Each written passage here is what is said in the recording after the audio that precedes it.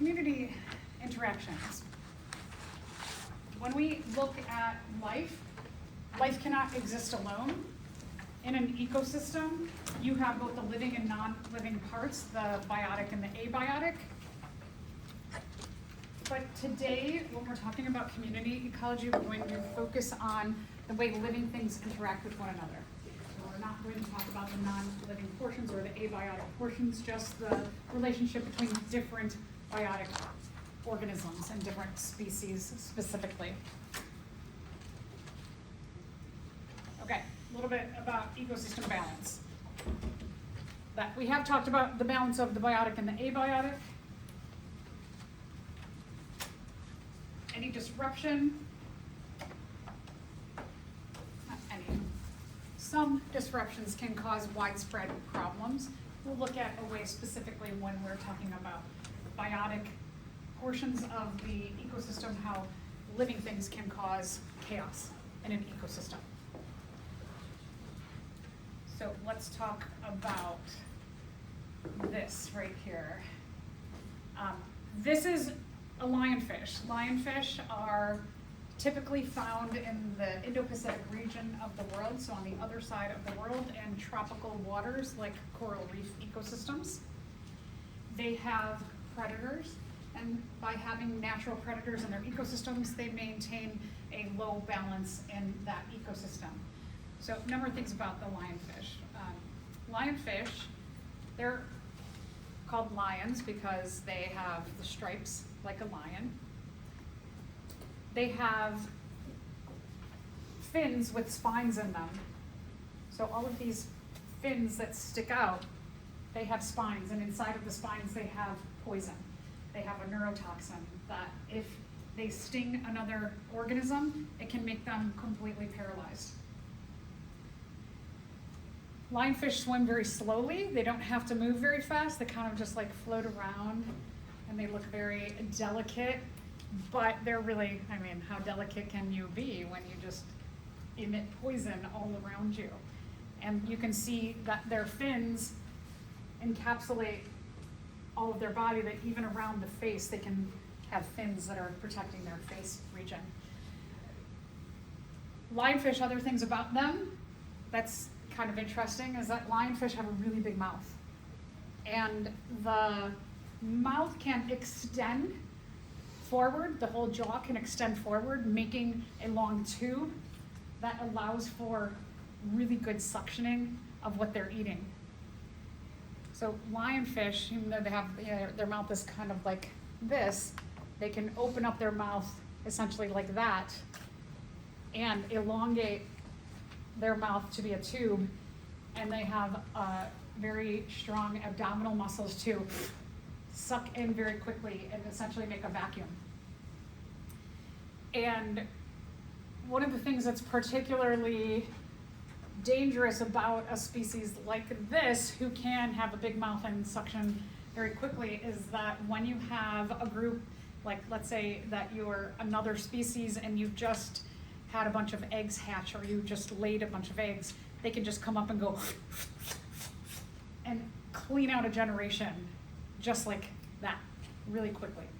And they target eggs and juveniles, and so they can get rid of other species, next generation, on a coral reef. Now in the Indo-Pacific, there are predators that will eat them.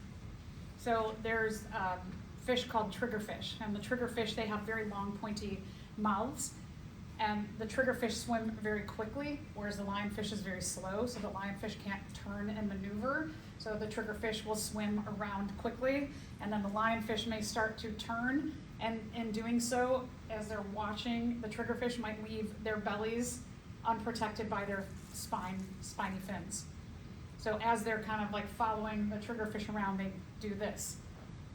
And then the triggerfish often work alone or in pairs, and one will come in and just bite at their stomach and eat them. So triggerfish, moray eels are another one, long skinny mouths, can move quickly, get the lionfish kind of off their guard and bite them in the belly and eat them. Sharks, groupers, They believe that there are species of very large fish called groupers that can just eat a lionfish whole, and they are not susceptible to getting hurt by their poison or their fins. So they have natural predators in the Indo-Pacific. However, on this side of the world, we have started to see a population explosion. We've seen an exponential growth of lionfish. Lionfish are not found on our side of the world. So in the Caribbean, the coral reefs in the Caribbean area, they've seen the populations of lionfish going up. Because they are not naturally found in this area, they are called invasive, alien, or disruptive species. That means it's a species that is not normally found in an ecosystem. So introduced, invasive, exotic, disruptive, has a bunch of different names. It just means that that species is not normally found in this area of the world, but they have been introduced somehow from somewhere else. So how did they get here? They're not good swimmers, so they probably did not swim their way from the other side of the globe all the way over to the Caribbean. Some people hypothesize that because they are so beautiful and graceful, it was one hypothesis that you read about, and I'm like, no way, is that people who collect fish have tanks in their house to enjoy the beauty of fish, the ornamental fish trade, that they had said, well, a bunch of people who had lionfish dumped them into the ocean. But the likelihood that a bunch of people are dumping these very expensive fish into the ocean, and then each of those fish is mating, and then all of their offspring are surviving, probably not what's happening. But likely,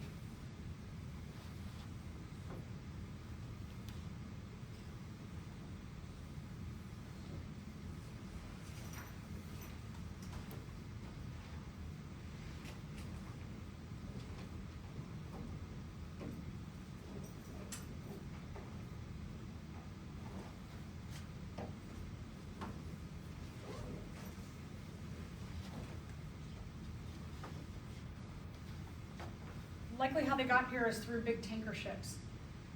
Tanker ships have each of these little boxes here is a train car. And we don't have a big port. We have a lake, but when you are a city that is close to an ocean, like Los Angeles, for example. Los Angeles, if you go to the ocean, you'll see these ports with these ships that are a block long, at least 2 blocks long, enormous. And there's train cars. And that train car is full of stuff. So every time you order from Temu or Alibaba or Amazon, it comes from the other side of the world in these train cars. And then there's machines that take those train cars off and put them on trucks or put them on actual train tracks and then transport that stuff around our country. These ships that get filled on the other side of the world, let's say that there's a ship in Indonesia that's getting filled with all of our junk that we order online for cheap. And there might be that they get filled in a river, that the river leads to an ocean. The river is freshwater and the ocean is saltwater. There's a different density in terms of how things float between fresh and salt water. And inside of these giant ships, so that these giant ships don't fall over, is inside of them they have to have what's called ballast water. And the ballast water has these huge intake and outtake pores in them. And when they go from fresh water, they'll release a bunch of the fresh water, and then they'll take in a bunch of the salt water to help balance that ship and the different salinities of water. And so when they go from, let's say, a river in Indonesia to an area of the ocean, and that ocean area is tropical, that likely when they are filling this water and it's just streaming in, you'll get some species who are common on a coral reef, like these are my lionfish, that probably the lionfish are getting sucked into the ballast water. And when this ship from Indonesia comes over to Mexico, and it goes to a port in Mexico, and it's going to also do some balancing. There's different salinities in different oceans around the world, that it will release some of this ballast water, or perhaps it goes from the ocean into a river in Mexico. And so then these lionfish get taken in Indonesia and let out in the Caribbean. And that's probably how the lionfish were introduced or got to the Caribbean. Now, in the Caribbean, this fish doesn't have any natural predators. So they started to do that J-shaped curve. Remember when we talked about population growth, that they have very ideal conditions when we're talking about these introduced alien, exotic, uncommon species from another area of the world. If you don't have predators, then you could just go about your day eating everything you want, and nobody's paying attention to you in the ecosystem, so your population does that J-shaped curve. And eventually over time you get tons and tons and tons of these, and these little vacuum cleaners are eating up all the juveniles, which has been a really big problem in the Caribbean and on coral reefs for animals there. They've been here for a few decades, and some species have adapted to eating them. So triggerfish on this side of the world have actually been scuba diving where I've seen triggerfish attacking lionfish. And I was like, yeah, okay, good. We've got some predators that are trying to like balance out them in the ecosystem. And we've been, there are dive organizations, environmental organizations, conservation organizations that have been spearing lionfish and trying to teach moray eels and sharks and groupers how to eat them, to try and kind of get the DNA of their other ancestors on the other side of the world to perhaps tap into that predatory instinct to eat something like this and teach them a new behavior. So we are slowly seeing them get eaten, but here's a species, when we're talking about these invasive or introduced or alien exotic species, that they have great biotic potential with very little environmental resistance. And so then they grow out of control. Okay, so this is one example. Another example is purple loosestrife. You will see this now as you drive around our southwest suburbs. If you just look on roadsides and you see a tall plant with purple stalks of flowers, the purple flowers are just about probably dying off now. But these are not native to our area of the world. Purple loosestrife is found naturally in Europe, but our wetlands, which they grow really well in wetland areas, our wetlands typically have a lot of cattails and other grasses. There's not a lot of color, not a lot of pretty flowers. And so people started to go, hey, let's make our wetland areas prettier. Let's add some plants that have pretty flowers. And so they introduced this purple loosestrife, and kind of like the lionfish, there weren't any predators that ate this particular kind of plant, and it started to grow out of control. And what happened here is that when they start to grow out of control, they start crowding out all of the other species. Let me ask you this.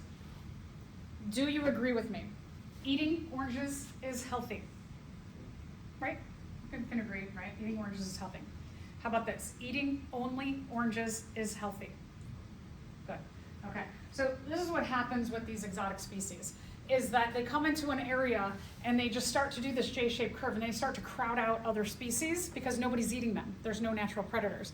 And they start to literally take up all the space. And eventually what can happen with them is this, is that where you used to have a diversity of species or a variety of foods to eat, just like us, we should eat a wide variety of foods and not just one healthy kind of food. But eventually, this can happen with an introduced or exotic species, where you used to have maybe 100 different species in this field, and now you've got one. So, invasive species can disrupt the community structure because they don't have predators. Nobody's eating them. Nobody's keeping them in check.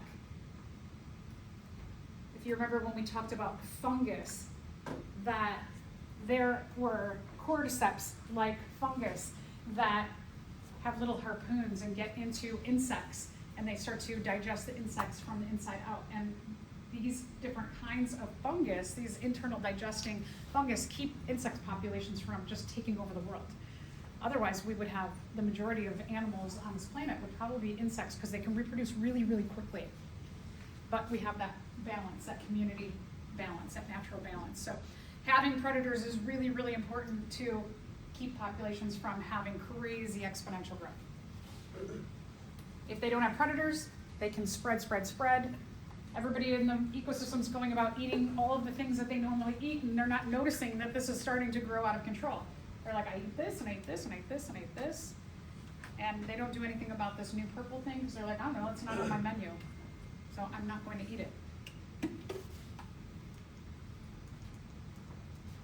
Okay, other issues with these is that they start to crowd out other species. They cause diversity to start to go down by crowding out. They also could be harmful to our health. Lionfish, I'm a snorkeler, scuba diver, I know not to go near them when I'm studying on coral reefs, because if I get stuck by them, I could die. So I know that's harmful to my health. Plants like this could have pollens that cause terrible allergies in people, or even, what if you're asthmatic and it has a kind of pollen that you're susceptible to not breathing when you're around it? And then you've got tons of this in an area and tons of pollen. It could kill people. The other thing is that it can hurt the economy of a region. So, our lionfish. One of the big dangers in the Caribbean is that you have these beautiful coral reefs that have tons and tons and tons of species. The lionfish, what they're doing is they're eating juveniles, and they don't care. They're not super picky. They'll eat any juvenile. They'll eat starfish and sea urchins. They'll eat tons of invertebrates, tons of fish, and they'll just like decimate juvenile populations across the board of a diversity of species. Why do we go to coral reefs as someone like me? I go there to study the diversity, or you might go on vacation and you're like, oh, we're going to a beach place, and maybe you'll go for a little snorkeling trip, and what you're expecting to see is beautiful colors and animals. And if the lionfish are eating all that diversity, are you really going to want to go to a place that has a bunch of rocks and a whole bunch of these pretty fish? Probably not, right? And especially knowing that these fish that are there, they could sting you and then you could die, right? So you're not like, hey, come take this snorkeling trip to see one dangerous species. That is not what is going to help the economy. So people who make their living off of taking people, like ecotourism, to see the diversity of a coral reef, it is making the economy go down. That if you have these dead coral reefs, people are like, I don't want to take a vacation there, and they're going to do something else instead. So any introduced species, they don't belong there. They can have a wide variety of disruptive issues on an ecosystem or in an ecosystem. So just one example of community interactions, and what we mean by community is community are all the living portions of an ecosystem, so all of the organisms, all the biotic components of the ecosystem. How the biotic, the living things, interact with the living things.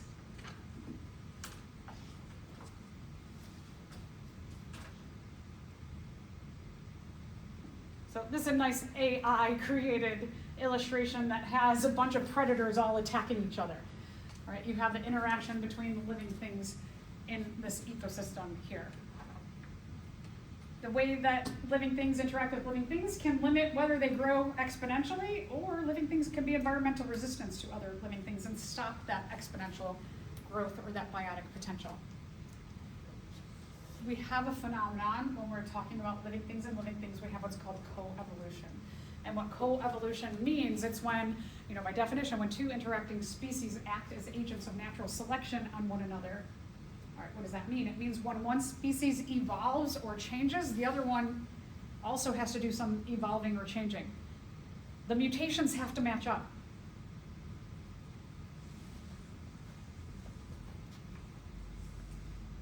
This particular species of hummingbird and this flower have co-evolved. If the nectar of this flower is way down deep into here, and you're a hummingbird and you have a short beak, can you get food from this flower? No, you cannot, right? But if this flower has mutations where it has grown longer and where the nectar is produced is at the base of this flower, so it's got these mutations that are going on, who's favored in the population in terms of a bird is going to be a bird with a really long beak who can deeply get into where that nectar is at. So a mutation here and a mutation here, they match up. And the short-beaked hummingbirds, they're not going to be favored in this terms of this food. So they are not co-evolved, but these two clearly are co-evolved. The mutations match up. So we're going to see a lot of examples of coevolution as we go through this lecture. All right, so let's take a look at this video. I'm very partial to marine organisms, so we'll take a look at the slipper lobster and the sea turtle and how they have co-evolved.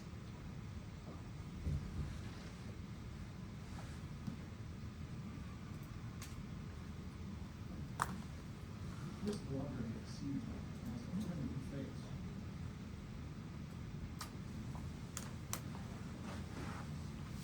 But through a blind face, it's the face of the eyes. Okay, so it's not very long, but I can talk you through it. So here's a slipper lobster. It's like a little crustacean, and you have a sea turtle. Now, let's say over time that the sea turtle is a real soft-bodied animal, has a soft mouth, and that the slipper lobster, who is a crustacean, which means it has an exoskeleton, has a hard outer covering, that, let's go back a million years for both of these, and they're both kind of like soft-bodied animals. And the sea turtles.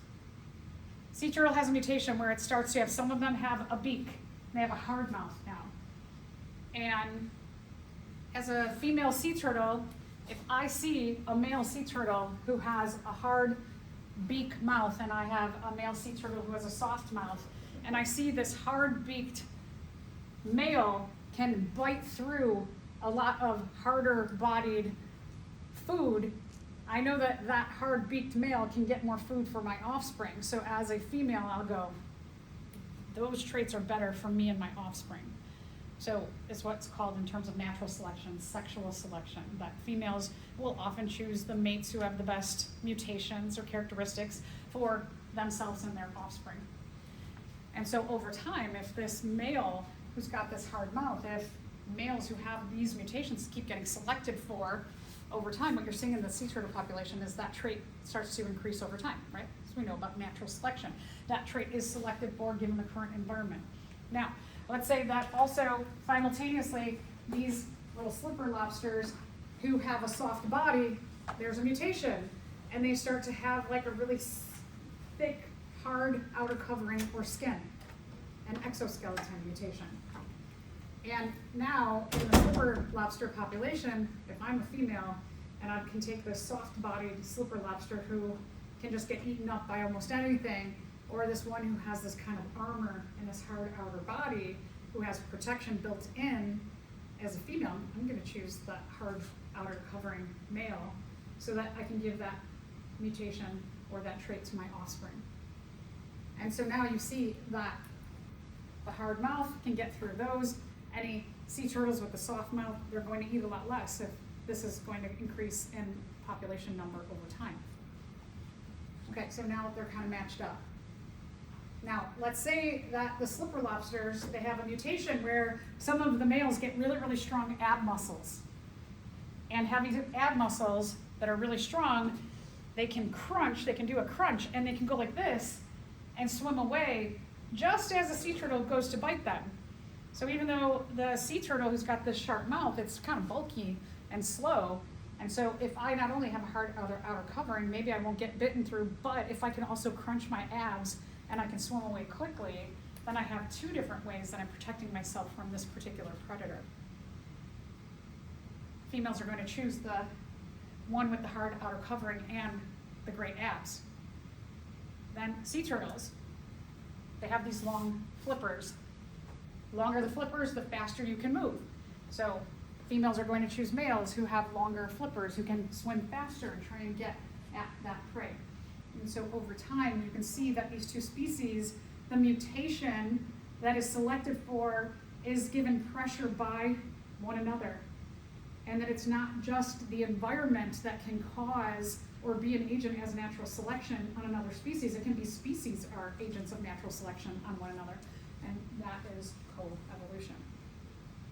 So now let's watch the video and you can see some of what I'm talking about.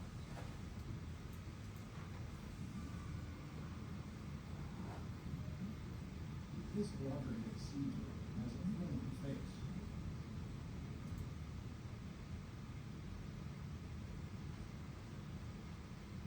I forgot the sound, because YouTube, otherwise they don't let me post this video if there's sound.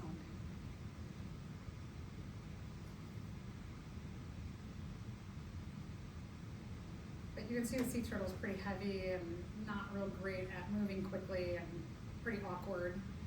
And the slipper lobster doing an ab crunch to try and get away, they're not super fast either, you can see. So they're somewhat matched up well, but the slipper lobster is doing a pretty good job of getting away, but eventually tires out. Sea turtle is persistent. So it just gives you an idea of that pressure they're exerting on one another. Another example is a lion and a gazelle. Gazelles are really, really fast. And the gazelles being really fast, the lions are like, oh man, I'm just like really big and heavy and I'm not super fast. Even though lions are pretty fast, right? Gazelles can outrun them. And let's just say like a million years ago, lions were hot pink. They weren't, but that they didn't blend in very well with the grasses around them. And then there are mutations that make the coloring more of like this, which blends in with dying grasses more easily. So the lions are like, I don't have to be fast. I just need to be able to hide and blend in with my environment, with these grasses, because my coloration can blend in. And so they just need to hide, and as the gazelles run by, they can just jump out and grab them. So being able to hold still for long periods of time, being able to blend in, being quick to move from being completely still is a huge benefit. Even horses and grass. That horses, if they had more teeth like us, where they had a variety of teeth, and what they were, it was mostly in their environment with grasses. Grasses have a high amount of cellulose or fiber in them. Having more molar type teeth allows for crushing of the fiber apart so that you can extract more energy from something like a grass. So just as simple as females might be, go up to the males and go, let me see your teeth. Let me see how many molars you have. And when they have more of these molars in the front, they can get more energy from the grasses and be a better, quote unquote, parent. Grasses also could co-evolve that eventually they could have poisons that prevent the horses from eating them, even though the horses can crush them with their teeth. But what if they become poisonous? Then the grasses begin a different mutation to protect them in this co-evolutionary process. We'll take a look at a variety of kinds of community interactions, and we'll get into how do these each work. There's a kind of competition that's called inter-specific competition. It is the competition between different species. So when you see inter, it means different. Intra means the same. It means that we're the same species, right? We're competing for the same resources as the same species.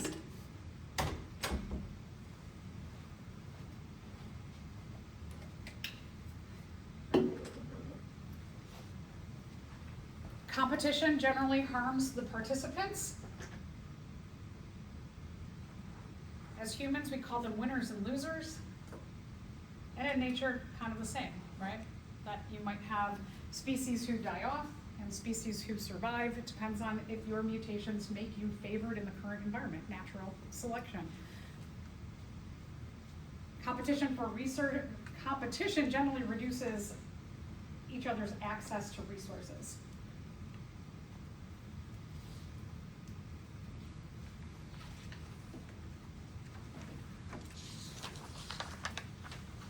Competition, your survival depends on what are your needs. How similar are your needs to other species? So as members of the same species, do all of you have the exact same needs as the person next to you? Do you eat the exact same things as the person next to you? Can you make a variety of your needs to limit your competition over time, even if you're members of the same species? You can, right? You can choose a variety of different foods, or you can do things like share resources to reduce your competition. So even if we're talking about same species or different species, the more that you can have like a variety of different needs in your life and lessen your competition, the better chance you have of surviving. So what do we mean about all these things? These resources in an organism's life. This is called the ecological niche. By definition, the ecological niche is everything in an organism's life. So, every aspect of your life. One of the things about the niche is that the word niche often gets confused with the word habitat. These are two different vocabulary terms. The niche is everything. It's all the aspects.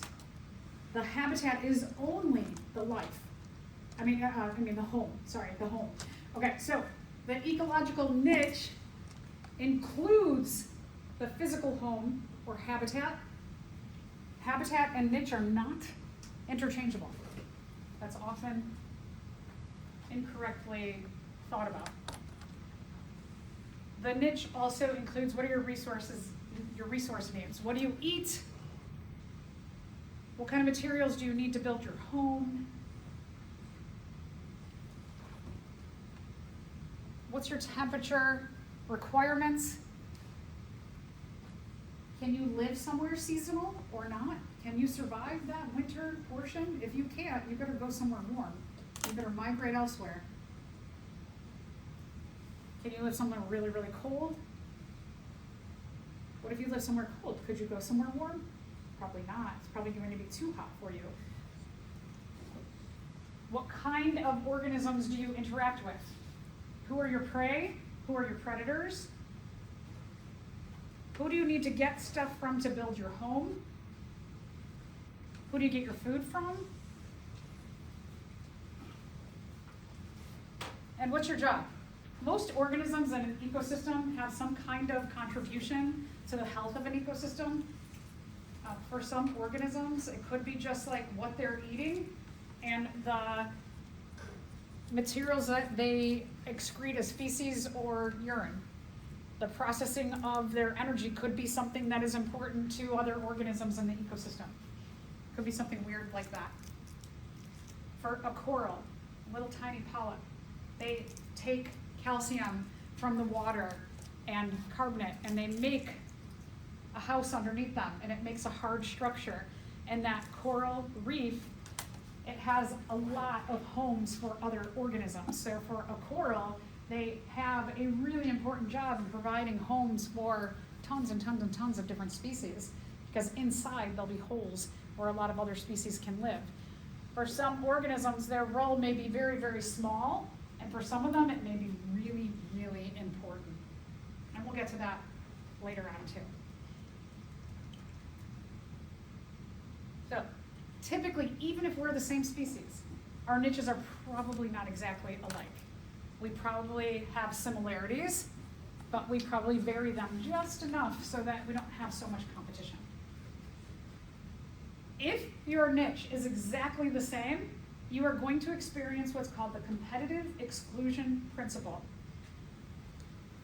Competition will exclude you if your niche is exactly the same. Typically, the more adapted species will survive, and the other one could be that it crashes completely and it goes extinct. Could be that that other species crashes hard, but then it lowers off at a lower carrying capacity.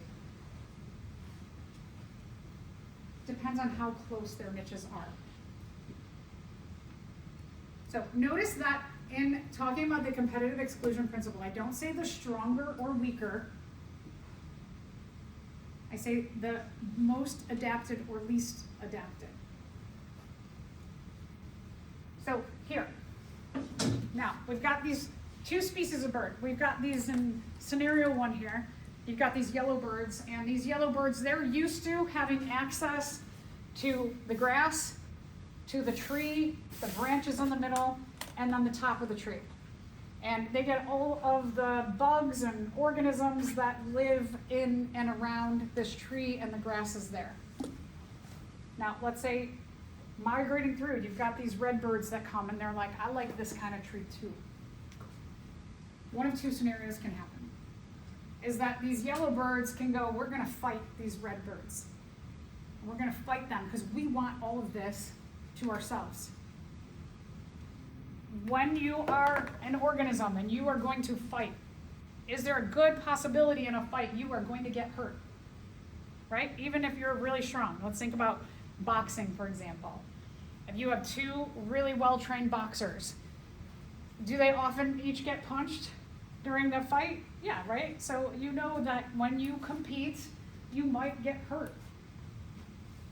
So they could fight all of these redbirds. They'd be like, let's fight. But you're going to get hurt. Or what the yellowbirds can do is the yellowbirds could communicate, hey, okay, we don't want to fight you, but we'll share. And you seem to like the middle part, so we will live down here and up there. And if we let you live in the middle, you leave us alone. So they've shared this limited resource, they've limited their competition. Each species is now going to have an easier time surviving. What this is called, so if they both can negotiate the competition to be less, they have a much easier time surviving. We'll look at also a classic study that was done on paramecium. Paramecium are a single-celled organism. They are a protist.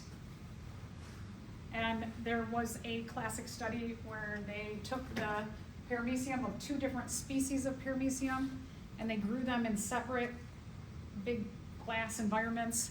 They gave them both the needs, everything the same, but they were in different environments. And both species showed a J-shaped curve with that S starting to happen, leveling off at a carrying capacity because they didn't have much competition other than themselves. But then they took and they put both species, they dumped them into one flask. And what happened was the blue species was better adapted. That the blue species, for whatever reason, it had better access to all of the nutrients. It could crowd out the space, whatever it did, but it was better adapted in this situation than the red one. So the blue one, you can see, starts to level off at a carrying capacity, and the red one starts to crash and die off. So lots of competition here. What if you limit the competition? Then you both could level off at a carrying capacity. Maybe if you limit your competition, maybe your carrying capacity, instead of being up here, maybe you both level off at a lower carrying capacity. But then your species both survive. So one of the things about natural selection is that natural selection favors having less competitors. The less you have to compete for all the parts of your niche, the better off you are. It's better for the survival of your species.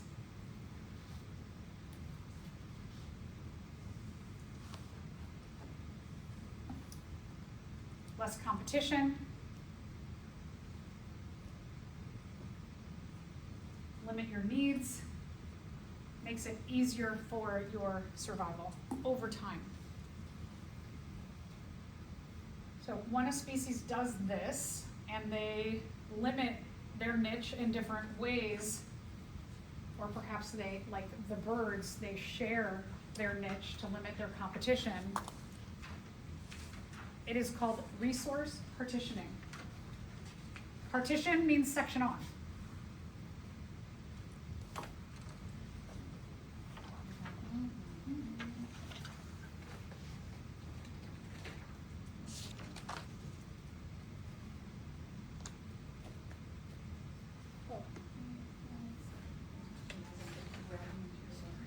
Here, it's on page 235, underneath the paramecium.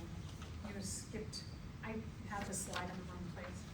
On 253. I'm reading upside down. 253, it says, how do organisms deal with this? You'll see that, 253? Right underneath the illustration of the paramecium. Sorry about that.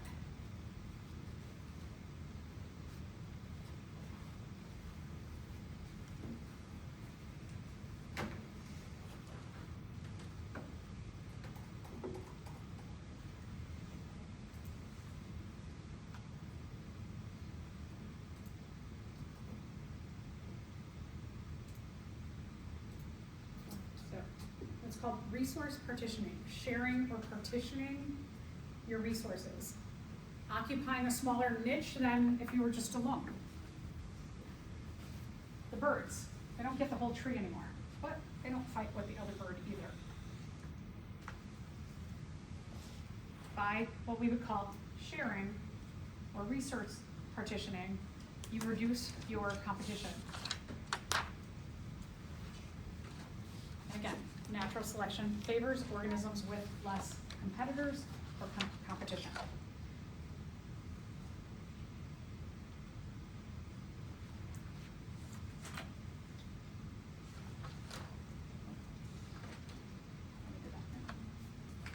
So another example are warblers. These are birds that, there's about 400 different species of warblers. They are migratory birds. They like, when they migrate, they like pine trees. They like the gymnosperms. And so as they're traveling every day, let's say that this redbird gets to this tree first, and there's a bunch of them, there's 10 of them, and they get to this tree first, and they're like, ooh, we have flown all day long, and we are exhausted, and I like this food that's in this kind of tree, and I like to sleep in this kind of tree. And so they just spread out in this tree. And then this bird comes, 10 of them come. So here's your choice. Now you're exhausted. Could you share the tree and limit your competition, or are you going to fight? And then another group comes, and another group comes. And so if they just keep moving like, all right, let's make space, they're all exhausted. They just want a safe place to rest, and they want some food. Intraspecific competition. Intraspecific competition is competition between members of the same species. So you and I, we have very similar niches, but we don't have to have the exact same niche.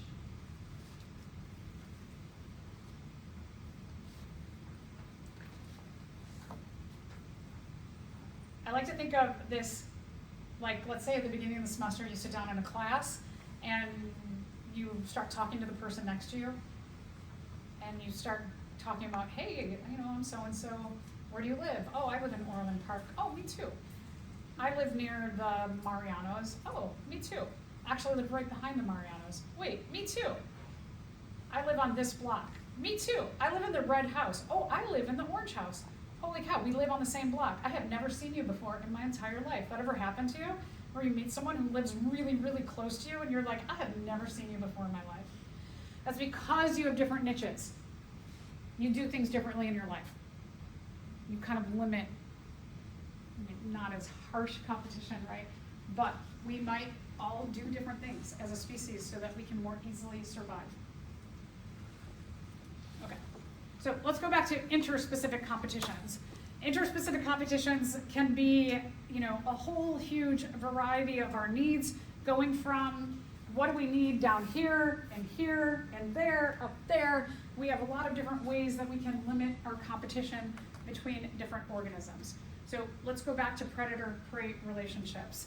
Let's define again. Predation is the act of killing and eating another organism. Like you saw with the sea turtle, the predator, and the slipper lobster, the prey. They exert pressure, evolutionary pressure or natural selection on one another.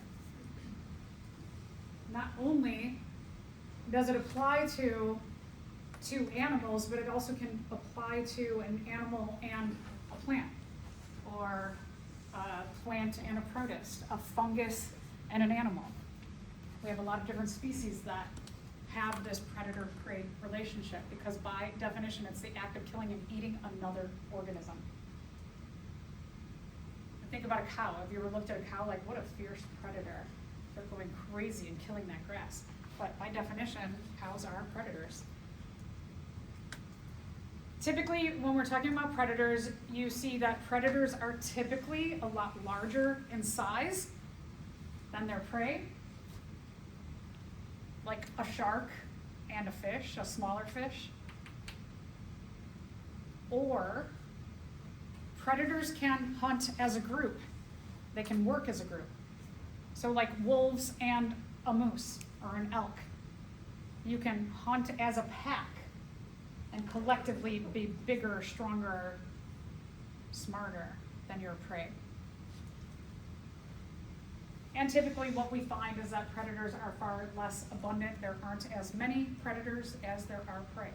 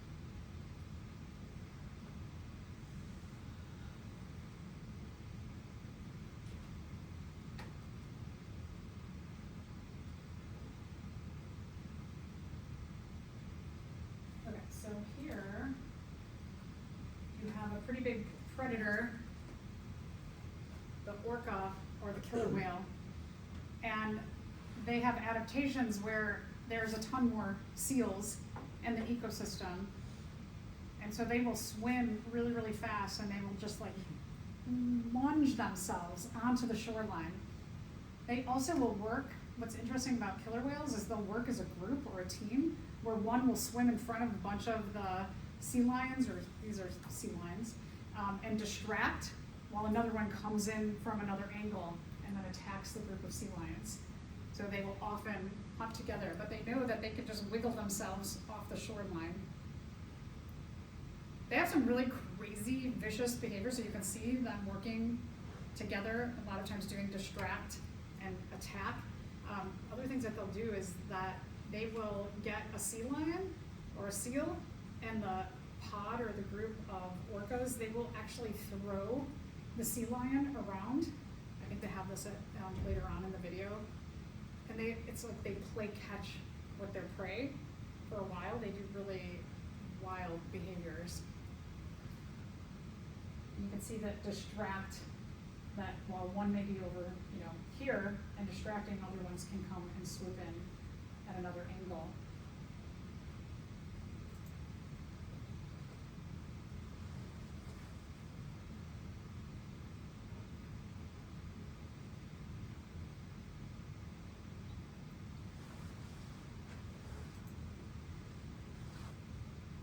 Even some of the behaviors of the prey that they can call out, and they can talk to each other. You'll often hear a lot of calls by the sea lions.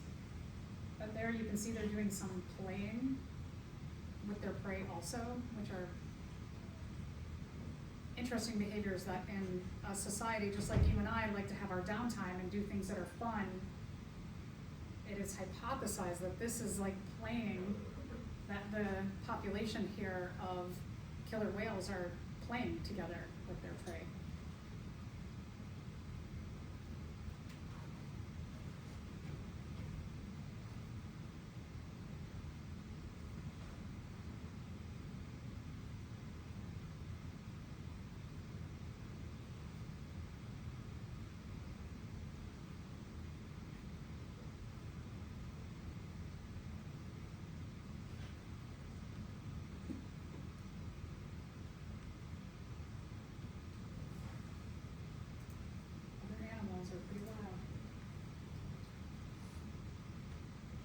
So again, when you're looking at predator-prey relationships, we're talking about coevolution, that as one changes and adapts, the other one has to change and adapt. So if the killer whales, if they learn that they just figure out, like, I can lunge myself onto the shore and then I can like move my ab muscles to turn myself around and get away, the sea lion population also needs to communicate that. Maybe they have certain calls. And they'll find that in a population that maybe like one noise means this and another noise means that, just like the way we communicate with sound. And so that they are doing different things to adjust over time. So remember that when we're talking about predator-prey relationships, that they do show or exert natural selection on one another.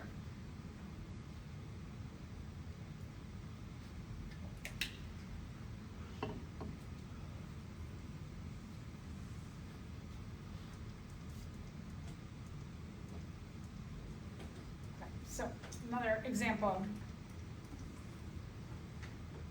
Over time, maybe hawks didn't have such great eyesight, and the mice didn't, maybe they were more black, and you could be easily seen as a mouse in your grass, and the hawks could just eat any of the mice that were dark in color. But let's say that there's a mutation for this coloration that blends in with the grasses more. And that the ones with the dark coloration, they start getting eaten off by the hawks, and the ones that blend in, that population characteristic starts going up or is favored over time. But then let's say that there is a mutation to the eyes of the hawk where they have better eyesight. And so now, while this coloration makes for better survival, now that hawks that have keener eyes or better eyesight, they can see movements in the grass. And while this blends in, just a little bit of movement, and the hawk's like, ooh, I can get that. And let's say that there's a mutation where the eyes are much bigger in some of the mice, and having bigger eyes, they can survive at night when good eyesight doesn't help you in the dark. And so you see what is favored over time can change depending on what is happening in your organisms that you share your niche with.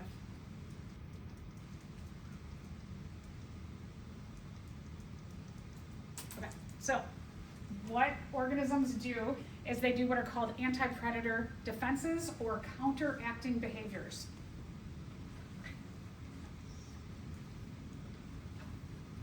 These kinds of behaviors can be, how do I physically look? My brown coloration helps me blend in better with the grasses than the dark coloration.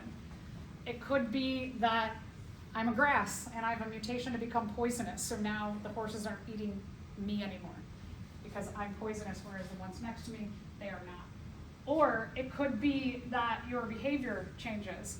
If you're a mouse and you have that coloration to blend in, but the hawks have good eyesight, holding still during the day is going to be really beneficial, changing your behavior.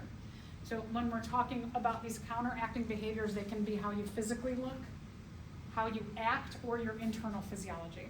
All of those different mutations are based in our DNA and can be forms of natural selection.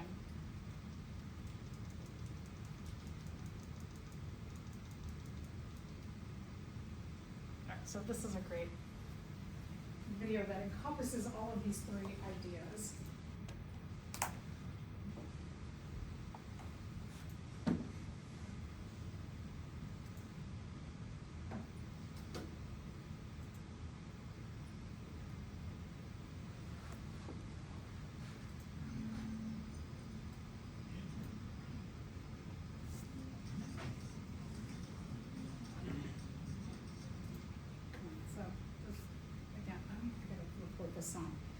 So here you have a sea otter, and the sea otter is a really good swimmer, and the sea otter goes in and it's trying to find some fish to eat, and what it finds is it finds a pufferfish.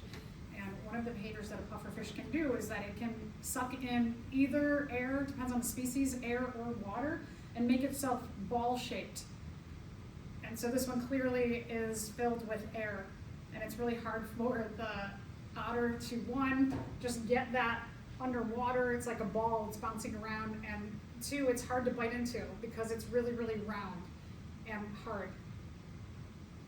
The pufferfish also has little spines on it, so that when it puffs up, these little spines stick out.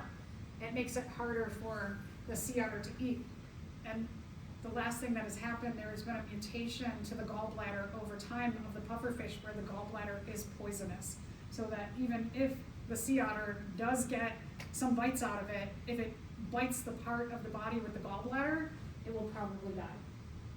The sea otters will probably learn over time, I should probably not mess with this kind of fish. Right. Other examples. Bats. Let's go back a long, long time ago. Have you ever heard that term blind as a bat? A lot of bats have very poor eyesight, or they are, even some species of bats are actually blind. At night, when they hunt, they use sonar, they use sound waves, they send out sound waves into the environment. And when this sonar or sound wave hits something, it bounces off that something and it goes back to their brain and it produces an image inside of their brain. Isn't that pretty cool? If you could send out sound waves and it would bring back a picture of what is out there and what you are quote unquote seeing without actually seeing. You're using sound waves. So, the moths, those sound waves can be heard. And one of their favorite prey, moths are like, we have very simple ears. We can hear that, kind of like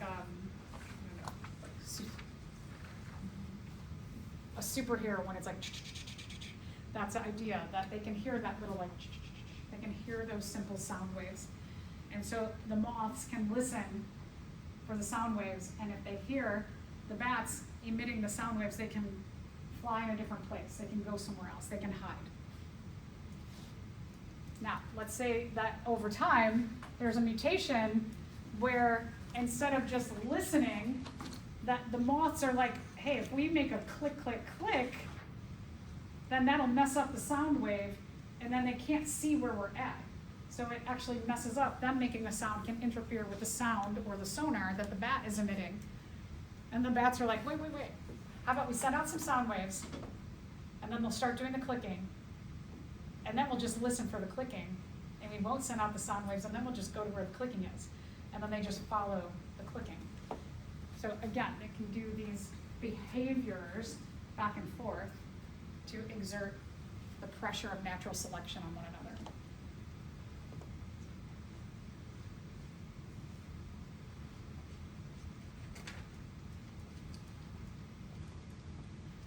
Camouflage is another counteracting behavior. You're just the way you look to blend in, like I said with the mice before, that if you are a color or the lion, you can blend in with some grasses that nobody knows you're there.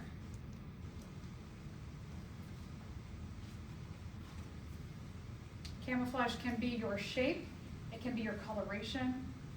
We'll see a bunch of different examples in terms of camouflage. So, in terms of camouflage, which behavioral response to the threat of predation is most likely to be selected for in a species that uses camouflage for protection from predators? If you're using camouflage, let's look for the best answer. A quick escape response? Maybe, right? Sounds pretty good. Sudden display to startle the predator? Maybe. Cooperative behavior? Working with something else? Maybe. Behavior that mimics the behavior of the predator? That seems like probably not. Motionless behavior. Okay, so if you are blending in with your environment and you can be totally still, that water bottle, if that blended in with that table, I could walk by it and not even notice that it's there. All right, so let's look at a few different ways that camouflage is utilized. Here we have just the coloration of a frog. That the coloration of this frog can blend in with mud. The Arctic fox in the wintertime, the majority of the year where it's snowy, where the Arctic fox lives, it blends in with its environment. This, we actually have a flatfish. This is the face here. Here's the eyes, the mouth, the body, all the way to the tail. Flatfish have pigmentation in their skin that they can detect their environment and change the pigmentation of their skin to blend in. Here's an example. Here's a flatfish that they took and put on a checkerboard.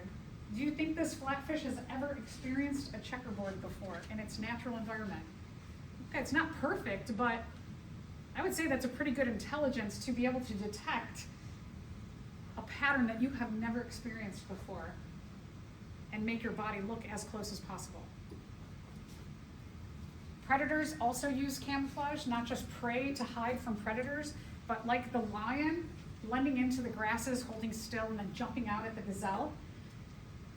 That not only do prey use camouflage, but predators, like snakes, right? Coloration of snakes to blend in with the mud and the dirt. Camouflage, we often see stripes break up the body so that if you are far enough away, you can't see a body outline. You just see like a bunch of, we don't even know what that is. Spots are another thing, stripes and spots, like a cheetah. Cheetah's got a couple things going on, it has spots, break up the body pattern, and then also has the coloration to blend in with the grasses. This is a frogfish. Here's an eye. Here's another eye over here. This is a mouth. This is coloration. It looks like holes. It kind of looks like a sponge. But on coral reefs, you will have sponges that are bright yellows and oranges and different color and patterns. And this fish, it can just hold still. Now, it has other strategies that help it with being able to camouflage. These are actually really fierce predators. Looks like a big fat sponge here. Like the lionfish, they have a really big mouth. They have a giant stomach. They can gulp a third of their body weight in one bite. Can you imagine every day in one bite eating 1/3 of your body weight? So let's say you weigh 150 pounds, that in one bite, one meal you eat 50 pounds at a time. That's kind of nuts. So they can, that mouth can open up really, really big, just like with the lionfish. The other strategy that they have is that they have a little fishing pole on their forehead, and you can barely see it here, and it's got a little globby thing at the end. They can control this, so their fishing pole they can put out there, and they can wiggle the lure at the end so that a fish can come and be like, what is that? And when the fish comes to look at that, frogfish can jump out and be back in place in a millisecond. So if you are a school of fish who is swimming by and your partner here next to you, all of a sudden you're like, what just happened? They're gone. You don't even see that the frogfish has jumped out, grabbed your member of your population, and they just disappear. There's all kinds of cool stuff. Animals.